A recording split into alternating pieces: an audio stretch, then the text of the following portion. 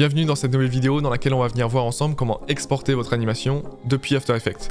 Alors si c'est la première fois que vous réalisez un export, cette vidéo est parfaitement adaptée à vous, et ce que je vous propose c'est qu'on se retrouve directement sur le logiciel.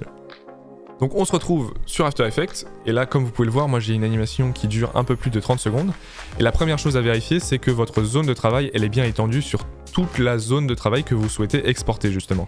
Donc moi je vais la tirer de 0 secondes à un peu plus de 30 secondes, parce que c'est la zone que je souhaite exporter. Ensuite, la première chose à faire, c'est d'aller dans le menu en haut à gauche, Fichier, Exporter, Ajouter à la file d'attente de rendu.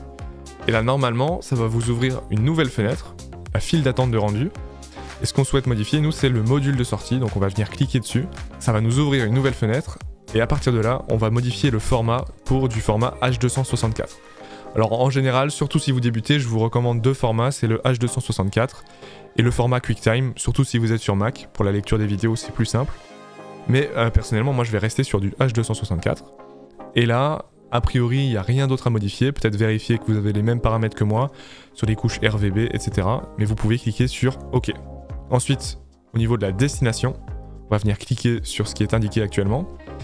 Et moi je vais sélectionner un export, donc un dossier bien particulier, et renommer ma vidéo, vidéo export par exemple, et cliquer sur enregistrer. Et là, la seule chose qu'il vous suffit de faire, c'est de cliquer sur rendu, et là normalement votre vidéo elle va commencer à s'exporter.